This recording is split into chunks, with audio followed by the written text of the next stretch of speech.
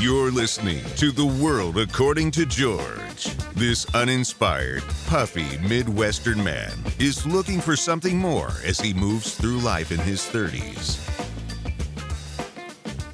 And welcome to The World According to George. I'm your host, George Thomas, and my guest host today, drum roll please, is who?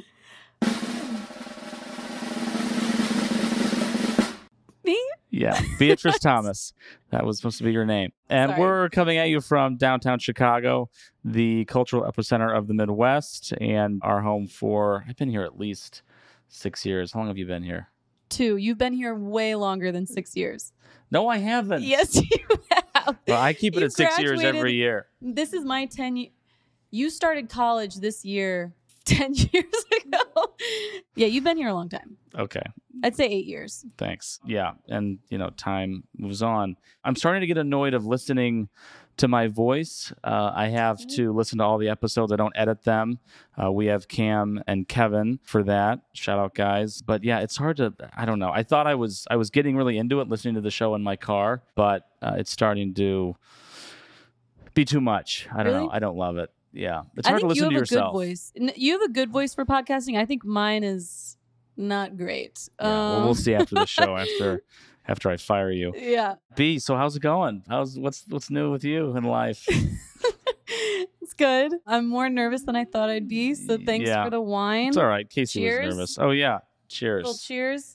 First Yes. family member on the podcast. I feel good about it. It's Yeah. not at all because I live near you. Next in to Chicago. George, yeah. You're a warm body. We needed somebody, and this is actually, Casey's not available, but this is our third time trying to record episode 4. Really? I tried to do it 2 weeks ago. Couldn't get Adobe Audition to work. Tried to do it a few days ago. Couldn't get it to work again. We just fixed it, Cam and I, mostly Cam. So it's been a little bit challenging because ideally these episodes would be released within a week's time after I record them. They're not meant to be released like a television show or released weeks later. And I did have 2 people mention to me that, why is episode 3, you're talking about Thanksgiving when we're in Christmas time, and now we're at the moment of this recording, we're past Christmas. So it's good feedback because I think it tells me, in my mind, I think I'm just going to record these and pop them out. But really, people like to be in the moment. Yeah, they want to hear what's going on that week based on what's going on in the world. And that's the way I want it to be too. It scares me a little bit because I always worry I'm not going to have enough content, but that's my problem. So those people that told me that's good feedback. Please bear with me these next couple episodes, maybe as long into or as much as into episode 6. They might be a little delayed, but after that, they really should not be. So anyway, we're trying to get these out. And then, of course, when you start a new radio show, there is a little bit of lag time to get everything up. It did take us like 5 weeks to get episode 1 up. So I think that kind of goes with the territory, but we're gonna try to get things out a lot more timely. All right, my first quick topic here. I went to Casey's company Christmas party, which is at the old post office again this year, which is where you work, B. Yeah. Same lobby. Yep. She's a consultant, and I'm not gonna trash them too bad, but it was, for my opinion, it was lame, very impersonal. No one from her team is hardly even there. I'm sick of the venue. I hate consultants, and there's no hard alcohol. You don't like the venue? There was no hard alcohol. No, I don't. That's a cool venue. I know, but they had it there last year. Oh, okay. And it was the company. I'm not going to reveal the company, but it was the company name Ton, like Bridgerton, but like Acme Ton. Were the decorations? Yeah, Bridgerton, like Bridgerton. Ew. And they had like actors walking around. Ew. And yeah, it was I didn't know that. Cringeworthy. And that's not even a cool show at this cringy. moment. I've never seen. No, I don't know. I've never seen it, but no, it was really popular when it came out. Yeah, I was told I looked like one of the ladies on that show. Yeah. Okay. I don't know. I've never seen it. Yeah. So I'm less than impressed. And I used to, put together our Christmas parties in my previous company, and they were just all, maybe it's because it was much smaller on the scale of like a huge, thousands of employees business. But the whole point was to get people, and a lot of times their spouses together. You don't see them, you're you're just relaxing over the holidays. People have earned, what they've done in that year. And maybe just it's the fact that the scale is so big that there's no way it's going to feel that way. So maybe that's why I don't like it. They didn't get wild? Well, we left. I don't think anyone's getting wild, though. No, at those. Our Christmas party was at Whirly Ball, which I didn't know what that was. But yeah, people get wild at these Christmas parties. Probably too far. Yeah. I mean, I leave within an hour of being there before things get weird. That's good. Yeah. Yeah, it just depends. You got to know the vibe and know the industry and know the company. And, I don't know why I said that. It's fine.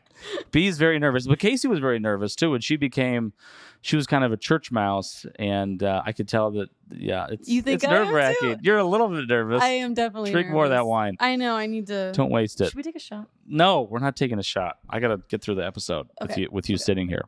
Have fun while you can, because if this thing blows up, you'll be gone. All right. I'm going to recap a few travels I've had since our last episode. I was in Vegas. I went to the IU Arizona game. We had a crushing defeat there. And Vegas, I don't go often. Boy, that's a strange place. Yeah. I also don't know how much I lost. I was gambling. I'm not a big gambler.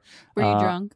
No. Oh, well, sometimes, but not. I didn't lose money because I was drunk. But I lost somewhere between $700 and $1,100. So I'm you don't know? I don't know exactly. How do you not know? Well, I don't gamble, and I remember someone came up to me. But you know how much you. No, I didn't. There's some money. Don't? I put money in my wallet, but I didn't count it, and then I started gambling and started losing. And but that's how much I'm not thinking about it. Other people, like my good friend that went, we had our dad was out there. They know exactly how much they brought. They know exactly how much they want to lose or they're comfortable losing. I don't think about any of that. I just started playing roulette, and I was not lucky. And I also bet like 300 of that's on the IU game, and they lost. And I don't know how, at the MGM Grand. You don't know they lost? No. Oh, you're not even a fan. Was it bad? I think we lost by between 15 and 20. Why did I think they? But it was 80% IU fans. Who did they play? Arizona. Oh, I thought they won. Yeah, no, we lost, and a lot of people I think lost money on that game. Interesting. I've only gambled once in my life, and it was with Madeline. And Dad gave us both $100 to go, and we were like, "Dad, we're gonna come back with, I don't know, you can cut this out." But Dad was like, we're gonna come back with more money than you gave us. We went out, we won more, and then Madeline got so drunk she left me, and I couldn't find her. And when I found her, she was like deep in the hole and lost all of it. Where? Some weird, somewhere in Indiana. We were at Four Winds or something. Something weird. Or the Blue Chip. Blue Chip, yeah. Yeah, that's garbage. I'm not good friends with, but a friend of one of my really good friends was at one point up 3,500, and if I would be up at 2,000. Just walk I away. would just take it away. I'd go right because I want to watch. I wanted to watch long. I would go right to the Cartier store and buy a watch. 3,500 would almost buy it, but they're about. Really? I think they're 4,000. But this guy, just like everybody in Vegas, was up. Guess what he left Vegas with? He was zero. Negative 500. Oh wow. So that's what it does though. There's no winners for the most part. I remember my other friend was up 1,000 on slots after like a few minutes. Didn't take it, blew it past the zero. And it was like the last hour we were gambling of the last night. Wow. So, yeah, it's so strange. I like the buildings. Who was up on slots? Can you name names? No, I don't name names here. Damn. But maybe tell me later. I will if I get permission though in the future. I'll start. We don't have to be that protective of people, but I want people to feel like they can still talk to me. Yeah. And give me information without being you can still give revealed. The stories because people can be very sensitive about what they want, even though this is a very minimally listened to podcast. People still, care about. We'll see how sensitive. It's fine. You didn't do it. You just calm down. You're fine. Just drink your wine over there. Can you pass me the drunk ass bottle? Yeah. Okay. Thank you. All right. Yeah, it's a meat market. It was really busy because there were some huge conventions going on there. And I was at the Bellagio, which is a good place to stay. It's in a good never stayed there. Location. It's a lot of parents, a lot of people that we know stayed there. And I went to the Bellagio buffet on that Sunday morning where I was alone. And it was a little bit creepy. I got grilled cheese and Chinese food, I think, for What? breakfast. Yeah, it was bad. It was a buffet? Yeah, for Of grilled like cheese and $80 or 50, whatever it was. I felt terrible after I ate that food, and I had to get on the plane too. Like you were then I had something bad was gonna happen to you. Maybe, but then I had my beef and macaroni and cheese on my United side, and I did not feel good. You and food is something. Yeah. Something the guy special. next to me, it was 9 a.m. in the morning. Beef and what was it? Well, that was for lunch on the flight. That's weird, George. That's what they were serving. But you ate Chinese food and what? I had Chinese food and grilled cheese. At what time? 9. And what time was your flight? My flight was probably at 11 or noon. And you then ordered what on the flight? Well, you're given a meal. Yeah. You have to pick. And the big guy next to me and me were like, she was saying like some veggie grain bowl. I don't want that. No. And it's not going to be good anyway. And so we were both full throttle. He got 2 pieces of bread. He asked for an extra one. They only give you 1, but he wanted 2. So we were vibing on the same level. But yeah, I should have not had any food at the Bellagio because I feel like I have GERD a lot and heartburn. Wait, what's GERD?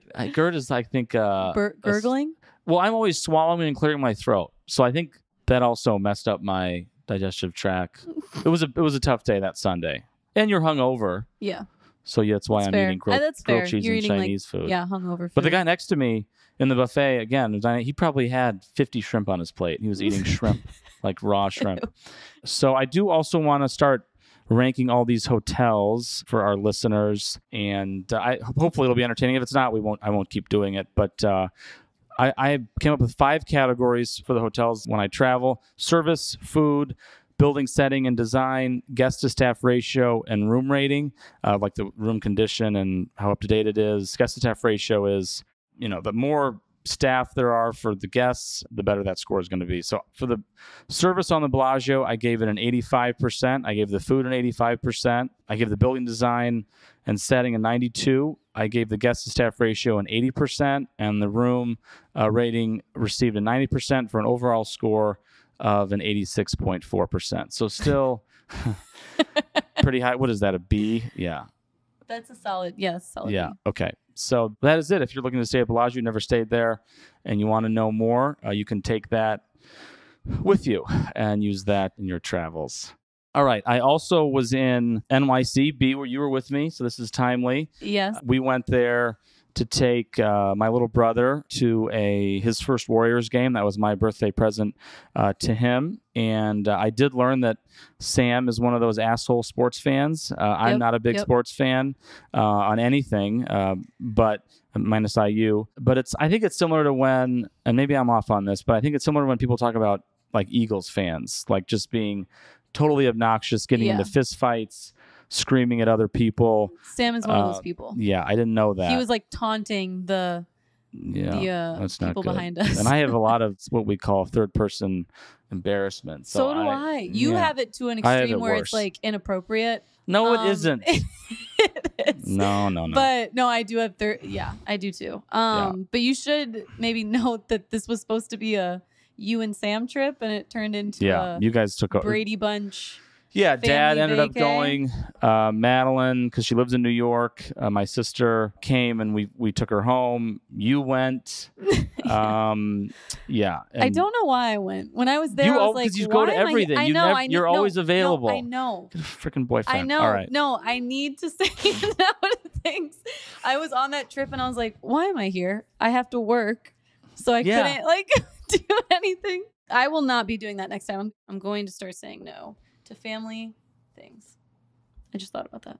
Yeah. I think, to family things. All right. Not Good. I don't need to go to everything. Yeah. You took right. I We don't want you there. Yeah. Yeah. But we did run into Steph Curry. The team was coincidentally at the same hotel. Staying at our hotel. We were at the Ritz in the Nomad District of New York, which is right by Madison Square Garden. That was actually wild. Yeah. So we saw the head coach. Every time we were in the elevator, there was players. Sam saw his idol, Steph Curry, and had a visceral reaction. I won't reveal what that was to save him the embarrassment, but that was quite a reaction. I think it freaked out my dad. It definitely freaked out Dad. He's still talking. And I am going to rank the Ritz Nomad, even though we were only there one night. But I want to call out the hotel a little bit because they did mess up when we checked in. We were supposed to have 3 rooms for one night, and we had 2 rooms for one night on the date we were supposed to be there, and then the 3rd room wasn't booked or was put in by their call center for the following year's date for 2023. Oh yeah. And that took that a little was weird. Yeah, so it goes back to my point that these big brands, and I haven't stayed much at the Waldorf Astoria, but the Ritz since 1998 has been owned by Marriott. The St. Regis is owned since 2016 also by Marriott. And I think when you're part of these huge corporations, these huge Marriott, I don't know how many brands they own, but it's absurd. I think I do think it cuts down on the service sometimes. I agree with that. When you're paying 5-star pricing but getting not that level of 4, service. 3. Yeah, not 3, but 4, and I think it affects it. I think I'm seeing it when I travel. Yeah, whenever something is owned by the Marriott or I don't know, these big corporations, I don't love that. Okay, so I am going to rank the Ritz Nomad. It is brand new, which is always better for everybody. I always love when a hotel's new. I think it was finished in maybe May or July of this year. The service, I'm going to give a 91. The food was a 92. The building setting and design was a 95. Guest to staff ratio, 92. Room rating, 93 for an overall score of an A- or a 92.6. Again, a new hotel is going to compete better. And also keep in mind, I was there one night. So it'd be easy if I could go to every hotel I stay at and give it a ranking after being there 5 nights, or minimum 3, and order all the things, in a hotel, like go to the restaurant, go to the bar, order room service, do everything that you're supposed to do. But that's my rating. Getting back to the hotel and the dynamics of it, the rooftop is incredible. So that is completely worth your time. Even if you're not staying there. Yeah, I forget what it's called, but the rooftop has floor-to-ceiling views, unobstructed, of Lower Manhattan, the World Trade Center. It's got an amazing view of the Empire State Building. Your rooms have great views. It's just very unique in New York to be. That wasn't a renovation. It was a totally ground-up new build. So the fact that they were able to get that done right there, I think off whatever that, I forget what that street is, but it's worth it. And I think, when you can do something ground up, and as opposed to like with the Peninsula in New York, they're going to have to gut it. It's going to be great, I'm sure, when it's finished, but it's not the same as having a blank canvas. We were in Indy. I was in Indy with Case. We were down in Carmel. We had a nice Christmas dinner with some of my Carmel and my Indy friends. We had a tough drive down the old stop. I was in Elkhart or Bristol, so we went from there to Carmel on US 31, our favorite road, and that was the toughest I've driven in my car. I've got a newer car, and that was a big test. And we really was not a fun drive at all. Why? Because of the weather, or because it was that boring? Not because it was boring. Okay. Even though it is, and I always showcase. The weather was bad? The weather was bad. And I probably have oversized wheels, and the tires I have are not, they might be all weather, but they're definitely not winter tires. Yeah, I feel like your car is a little more sensitive. Because when I was, or maybe I'm just... My car today, or the car you're driving now, my old car? Your car, the car I'm driving now, is like a beast of a car. So it does well in the snow. Yes, but I'm not the greatest driver, so I don't think I should be doing any. Yeah, you shouldn't be driving. But no, so it slipped a lot. Yours seems. But it was icy, and there's no solution for ice. Yeah. So that was, I had some tough drives. That was tough. We were in Carmel. I love going to Carmel. Every time I go to Carmel, I feel like I'm playing that old video game I used to be obsessed with. There might be a better game to compare it to today, but the game I loved when I was a kid was Age of Empires. And it's like Carmel. You remember that game? Yeah. Where you build and it's war and all that? Going to Carmel is like, stop it. Going to Carmel is like seeing something. Every time you go, first you see there's a bank made of mud, and then you go the next time the bank's made of sticks, and then you go the next time the bank's made of brick, and then it's made of stone, and then it's made of steel. They just continually. It's like Pleasantville there. Everything is perfect. Or improve. I hate that. Yeah, I like it. I know you do. And roundabouts are amazing. Carmel Chris Kindle is getting, again, it's like the village people just keep going It's and going weird. and going, and hats off to them. So we're always the only place I stay if I'm on the north side of Indy or in Carmel. I don't want to put out my friends; they all have babies. So Casey and I always stay at the Carmichael, which, in my opinion, is if it's not the nicest hotel in Indiana, it's one of the nicest, top 3. And they got that done, and they've done a great job. I don't know. I don't think so. I've been there like a dozen times. Is it really rustic? That's Ironworks. Okay, never mind. Which is also good, but we always stay at the Carmichael. And I am going to rate the Carmichael. This just happens to be a heavy hotel episode. Overall, now the Carmichael is what we talked about. It is it's an Autograph hotel, so that's Marriott. But the service I ranked was an 88%, food 88, building setting design 95, guest to staff ratio 85. They lose a little there. And the room rating overall is a 90 for a top score of 89.2. Or right under an A-. So highly recommend, though, if you're in that area. You can't compare it to hotels here in Chicago or hotels in New York, or you are in central Indiana, but worth going to, worth staying there if you care about hotels and you want to be at a little nicer place. So we'll stay there. Our cousin's getting married down there this next year. Yeah. So that's probably where we'll stay. I wanted to point this out. This must have been when we were having dinner this is when we had dinner in New York. I'm scared. Some of my family members, and maybe some of you people out there, ask what your favorite food is to the waiter. And it annoys me because when they answer that, it's their favorite food, not yours. Why does that help you? It's a huge waste of time, and stop doing it. A better question to ask someone at dinner or staff at a restaurant is, what are some of your most popular dishes? That should be your question. Yeah. The question is not what's your favorite. Your favorite, their favorite, not your favorite. You're not talking about me, right? I don't know who I'm talking about. But I just don't like when people do that because it doesn't prove anything. I agree, but I do. And also, we don't need to know the life story of the frickin' waiter either. We can be polite without. I know who you're talking about. Yeah. Yeah. Right. I agree. No, I agree. Where are we eating lately? So and B, if you want to add to this is my list. But if you have any restaurants you've been at, doesn't matter what, please comment. Okay. We had Monterey Christmas dinner in Indy, very good. Highly recommend. In NYC, we went to a new steakhouse called Vinyl, and we had Camus in it. I don't like wine, but Camus is the only wine that I would drink, and it really is delicious. You don't like wine? It's for a special occasion, though. It is expensive. I will say that. Camus is, I don't like wine anymore. But remember we went to Napa? Yeah, and this Camus is really was relatable podcast. Oh, sorry. Never mind. No, it's but yeah, I just remember going. You liked the other.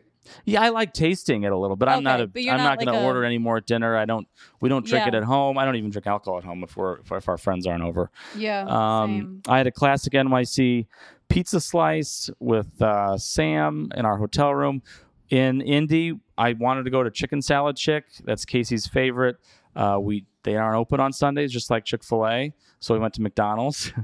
And what's it called? Chicken what? Chicken Salad Chick. Where in Chicago? No, it's in Carmel. Okay. But they're putting one somewhere in the Chicagoland area. Okay. But anyway. Interesting. Yeah, so I had a McDonald's fish sandwich for either it's the first time ever or it's the first time since I was a kid I did not like it. Do you remember? You didn't like it? No. You didn't like the sauce on the sandwich? Didn't like it. Didn't like the steamed bun. Do you remember Mom growing up? That's all she would get is a chicken sandwich. Yeah. Not chicken, sorry, a fish sandwich. Yeah. And she would dip the fries in the sauce. Tartar and I got sauce. it. Yeah, I got it once, and I was like, "This is nasty." Yeah, but it was it was a Carmel McDonald's, so it was the McDonald's that you knew McDonald's could always be. Yeah, and it was clean and just worked, pristine. And it wasn't disgusting like some of them here in Chicago are. Did you just rate a McDonald's? Whatever. Casey and I also went to Chick-fil-A this week. It was very good. It was the old Chick-fil-A I used to work at, and Chick-fil-A, they're just so ahead of the game. They are, everyone else in that fast food game is playing checkers, and Chick-fil-A is playing chess because they're just killing it. My old store is number 1 in all of Chicago, and wow. With all the staffing issues, with what COVID went through, with what Chicago retail went through, that they're just a beacon of light. So. Keep up the good work. My old coworkers there. So that was fun. Aww. And then finally, Pure Gourmet is still in the mix. Oh, well, I did want to put out their specialty item. If you're going to go there, B, or any of your Stunad friends. Wait. What is Pure Gourmet? Is that where you have your best friend? No, that's at Mariposa. Okay, sorry. Pure Gourmet is in the base of the Peninsula I haven't been building. there, right? You did before they closed. You probably forgot. It was a French restaurant, lunch. Oh yeah, lunch and breakfast place. Okay, continue. And I gave Casey my leftovers, and on a perfect piece of chicken or a perfect piece of steak, you shouldn't need any sauce. You really shouldn't. Okay, it should be seasoned perfectly. Yes, and this chicken is. Yes. Casey had it. She went in the fridge and she got out an old Chick-fil-A sauce and put some of that on there. Chick-fil-A sauce. Yes. That's funny. Yeah, she's a sweetheart. All right. Final topic. B. I'm sorry. She's going to murder you. I know, I'm sorry. When she hears this. Okay. Final topic is...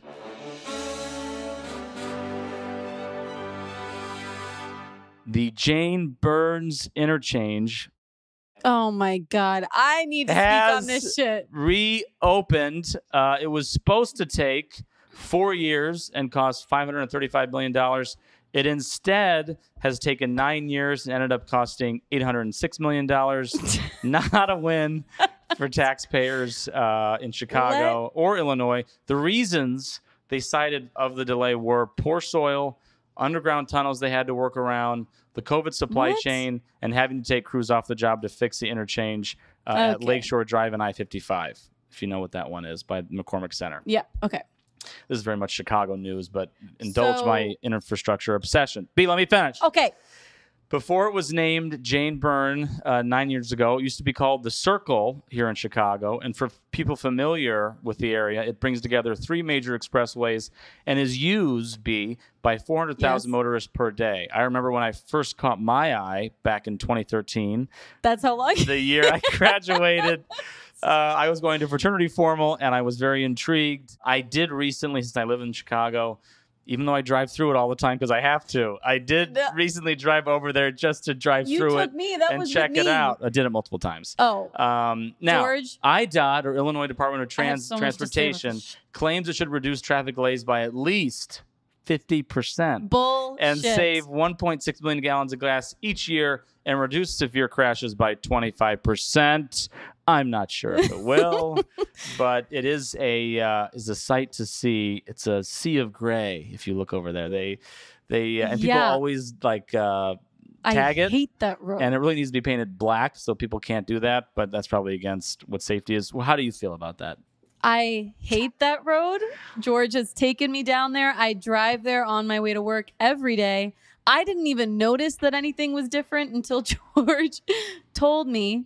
And I just want to say it's not reducing traffic by 50%. I will say up in the air, but right now I feel like maybe 20 to 30. I'm not sure yet. Today was a good day, so it made me a little bit lighter about the situation. Do you take it to work every day? Yes. And I hate it. I hate that shit so much. Well, it's not going to fix all of Chicago's traffic problems. 290 is past its useful life. They probably need to do something with what? On my my Google maps, when I type in something, what my girl on my maps is telling me to do versus what the signs say is not right anymore. Everything's different. Well, Dad was in the car with me, and it took me so long to get him to where he was supposed to go because I wasn't. Well, now if you're approaching, let me see if I can. Again, I'm sorry if this is so local, you don't care at all, but I care, and it's my show. If you approach from the Dan Ryan from the south and you want to take a downtown exit, you have to take like almost a separate express exit lane or 2 express exit lanes that will not allow you, I don't think, to come back on the main Dan Ryan and go up 90-94. So but it's better. It's better because you don't have cars. Now you have 4 lanes that burn through the Jane Byrne without exit ramps. Okay. Which is safer and better. You got to become familiar with it. Okay, fine. I don't know the roads you're referring to. That's the main roads. No, I know, but I don't know what? Okay, I'm not a good driver. The interchange itself is around all the exits in downtown. So yes, I know. Okay. But what I'm saying is, so you got to veer right from the south. I know, but it's just It's just whatever. It's a shit figure show. It out. If you do it every day, you'll eventually get it in 2 years. I don't like it. It did not make that big of a difference to where I noticed until George made me drive on it and we hit traffic. And you were like, "Oh, this is really exciting." 50% seems high, and they say at least 50%, so it could be more. It's not. That means it's going to fix every traffic problem we have. Yeah, it's going to be no traffic ever. Bullshit. Yeah, it is weird to think there's an interchange in. We're really. I know. I don't care. There's an interchange in 465, which is the circle around Indy, and it's the interchange at I-69 in Castleton. Okay. If you know where that is, and they're overhauling. I actually do. They were doing that completely, and in the middle of Indiana, that's only going to take them like a year and a half, or maybe 2 years, maybe not. But is it? I will say, Indy. As much as I hate strong word, I really, really don't like Indy. Nice, a lot of Indy fans. Great. I'm sorry, I'm not saying that. That's B's opinion, not mine. I'm sorry.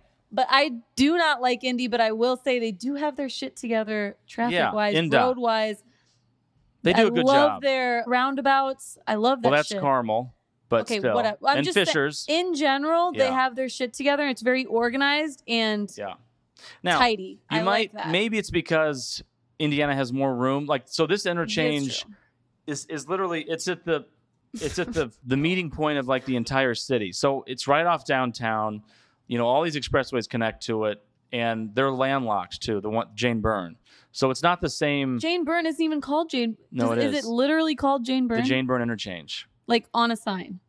I think so. Yeah, it's been that way for 9 years. Genius. Oops. Yeah. I've never seen it. Yeah. I'm always like, what the fuck is you a need Jane to focus Byrne? and not text and drive. I don't anymore. Okay. If you text me while I'm driving, you will get a notification that I will see it when I'm not driving. Okay. Yeah, I saw that weird focus thing. All right, let's move on. Anything else, B, before I wrap up and do the songs of the week? No, I didn't realize I was this passionate about roads. Yeah, good. You're like me.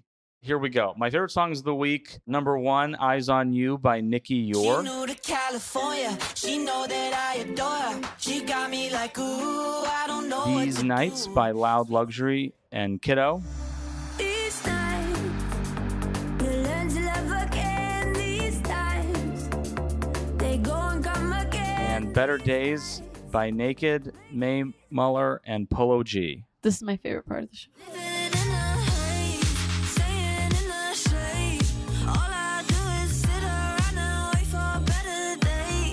That is episode 4. That was with much consternation. We finally got it up. And I want to thank B for guest hosting and coming in hot and saving the day so we can get this out. Otherwise, thank you all for listening to WAGD. Have a great week. Yeah. Have a great week. Bye. Subscribe to WAG now and find out what George will sound off about next. New episodes drop every other Thursday anywhere podcasts are available.